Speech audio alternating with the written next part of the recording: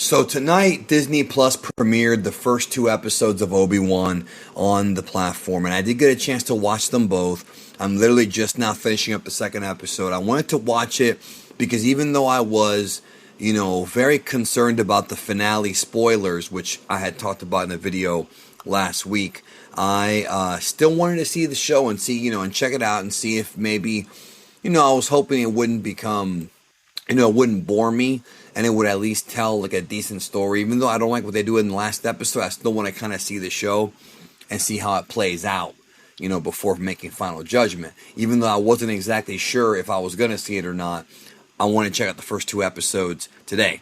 First of all, I only read the synopsis for the last episode, and I didn't read everything, just parts of it, so I don't have complete context for the first two episodes until I got to see them. So the story is, of course, by Stuart Beadle and Hossein Amini, and Deborah Chow directs, I believe, every episode of this show. So first of all, I want to say that they kind of open up with like a recap of the prequel trilogy. Like the first episode started with a recap of the prequel trilogy, which, although I understand why they did it, I also feel like maybe, I don't know, I can't sit here and say it was unnecessary because not everyone wants to go back and watch those movies again. I mean, each one's like, over 2 hours long. But they kind of were able to summarize everything as well as they could into one little section. That, of course, picks up, 10 years after the end of Revenge of the Sith, where Obi-Wan has been on Tatooine looking after Luke.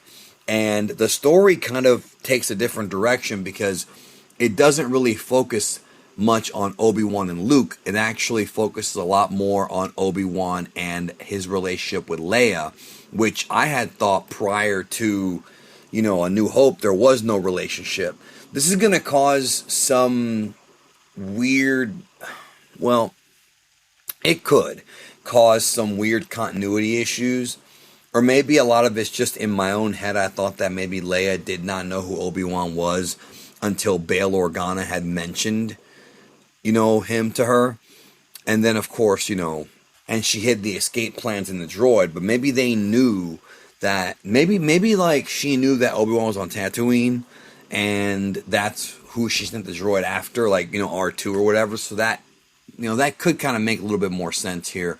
So, I gotta say, first of all, that, Ewan McGregor is great. I mean, he's kind of, at this point in his life, he's kind of a broken man. He kind of has become situational with his, like, he's kind of become accustomed to a situation. Like, he kind of gives up on the Jedi, gives up on the idea of fighting. He just wants to make sure that Luke and Leia are going to be okay, because they could eventually be the saviors. But the idea of, rebelling, that is to say, against the Empire is not really one that's big in his head at this point. But the story of the show really revolves around Reva, otherwise known as the third sister, who is kind of the main, I don't want to say the main character, but the main villain, even though Anakin's really the main villain, like, Vader and the Emperor are the real main villains. She's the main villain of this show, and she's obsessed with finding Obi Wan Kenobi. And it's kind of hinted upon in the first episode, even though it's not exactly explained, but she seems to be somebody who is a former Jedi. Like, based on how Obi-Wan describes the Inquisitor, she's definitely a former Jedi. Probably feels the Jedi couldn't protect her, and she eventually joined up with the Inquisitors. That's my assumption based on the first two episodes. The Grand Inquisitor is also in the show, and I was a bit curious about where they take the Grand Inquisitor, because I feel like he's going to be somebody who would really end up being fodder for Obi-Wan. But even Obi-Wan himself is a bit rusty when it comes to using the Force. So the Inquisitors go to Tatooine to try to find Obi-Wan, and he's been hiding there. And Owen Lars has an opportunity to turn him in, and he doesn't do it, so that was nice. But what ends up happening is Reva's plan, because she finds out that Obi-Wan has a connection with Bail Organa, is to kidnap Bail Organa's daughter Leia. And so she hires these goons to kidnap her, and so Bail Organa goes and tries to find Obi-Wan, because he's the only person who Bail trusts He's the only one that Bail Organa trusts to do anything, to help him out in any way. It was good seeing Jimmy Smits back in the role again. You know, the last time we saw him play this character was on Rogue One, and before that was Episode 3. And, you know, he's, you know, I like Jimmy Smits. He's a good actor. But the story ends up leading to Obi-Wan trying to rescue Leia, which goes into Episode 2. Now, again, I wonder what they were going to do with the Grand Inquisitor, and he ends up being fodder. He ends up getting killed by Reva, with her whole thing basically is that she wants to take over. She wants to take over, even though it might seem like they have the same goal. She wants to take over and capture Obi-Wan. She's tired of his crap. He pretty much tries to bully her around, saying they found her in the gutter, and she kills him, and then she's like, who's in the gutter now? Which is a great scene. I'm guessing the idea here is that we're supposed to kind of, you know, I guess maybe relate to her in a way. See, now that I know what happens in the last episode, it's kind of like, it's a little bit cringy to think, like where this is going and how it fits her into it, but I'm just going to wait and see, because I did enjoy these first 2 episodes. I do have to say, though, that, you know, it's very difficult to write children in these movies, because what ends up happening in these TV shows is that the children end up being, like, kind of too smart. They do this a lot. Have you noticed that they do this a lot in movies and in TV shows where the kids end up being too smart? And it's the same problem here with Leia.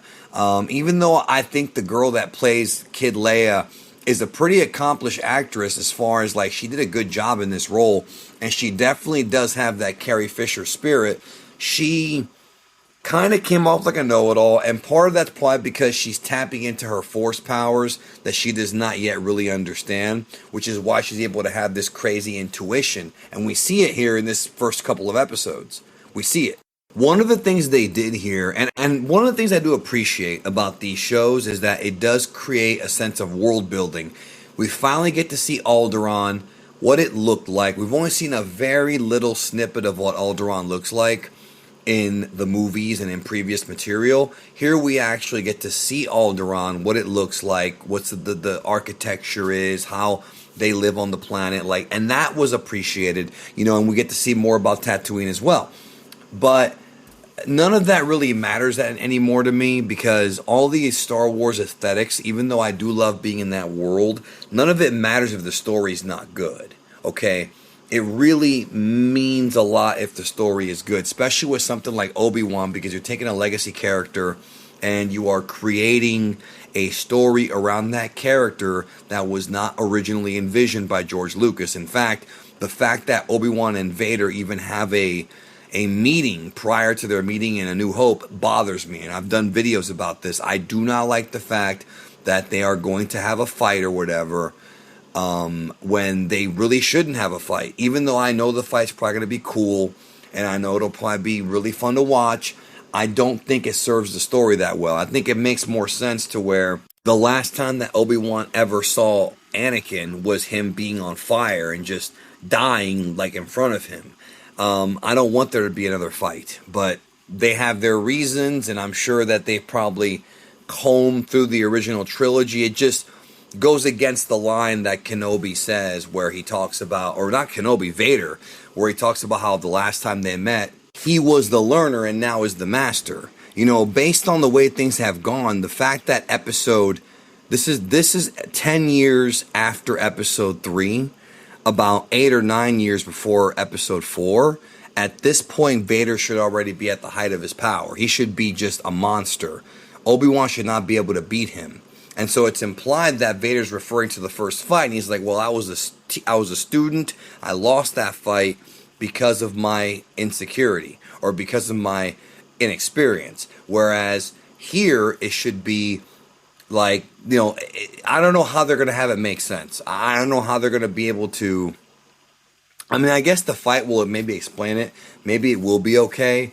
But the one thing they did do with this show is they actually told us or showed us how Obi-Wan found out that Anakin survived. Because if you remember, and that's something that's probably a detail forgotten about, a lot of the galaxy does not know that Anakin Skywalker is that he is Darth Vader. Some people know, but not everybody knows. Obviously, the Inquisitors know. But interestingly enough, Obi-Wan finds out from Reva the Inquisitor. She tells him that yes, Anakin's alive, and he like freaks out because he couldn't believe it.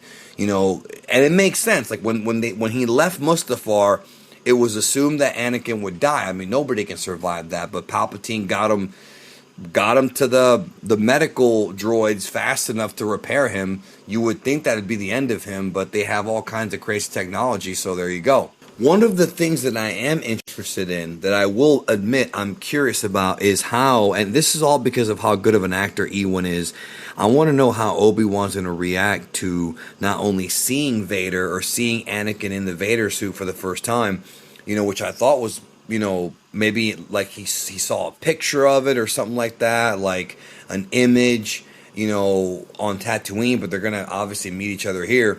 And also the fact that Obi-Wan still cares about Anakin. Like, to me, that's an interesting story point that could really be delved into here. The story here, and again, there's choices that are made that bug me.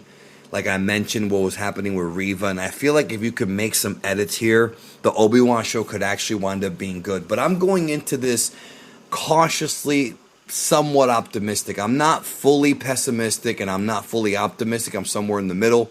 First 2 episodes were fine. I can't say I was bored. The Leia character did kind of become a little annoying in the second episode, regardless of whether or not she's not Carrie Fisher. The character will become Carrie Fisher, but the actress, like, her kind of smart ass kind of behavior, that kind of stuff is so like predictable now. They do in these shows and these movies, but we'll see where they go with it. Hopefully she's not going to be in the show every episode. Hopefully it's just a way they can explain, how Obi-Wan gets to her and gets reconnected with, the Anakin, basically. I was going to say with the Sith, but with Anakin, basically. So I do wonder where things are going to go from here. So I look forward to seeing Anakin, because the end of episode 2, the cliffhanger was that Anakin wakes up and he's in his Bacta tank, always in pain. And I do like that they're going to portray, like what they did in Rogue One, where he is in a lot of pain, and he's powerful, but he's also in constant suffering. That's the story of Anakin. He's in constant emotional and physical suffering. Kumail Nanjiani plays the character that I thought was really funny, Haja, this guy who like is a con artist because he pretends to be a Jedi, and his relationship with Obi-Wan is interesting. I don't know if they're going to actually like keep that story going into future episodes. I haven't read all the spoilers, but he's a fun character for a one-off. I don't think he should get his own show or anything like that. Like, he's a charismatic and funny actor, but this story needs to focus on Obi-Wan. Like, I don't even want them to focus too much on Reva. I want it to be Obi-Wan's story primarily. Like I said, man, spoilers are out and they are legitimate. So with that being said, first couple episodes were okay. I can't say they were bad. They weren't bad. It's good seeing Ewan McGregor play this character again. I was kind of hoping they go in a little bit of a different direction here. I like the idea of Obi-Wan never leaving Tatooine for 20 years. But now we know that he leaves, and, I mean, it is what it is. We'll see where the story goes from here. But what did you think? Let me know down below, and we'll talk soon.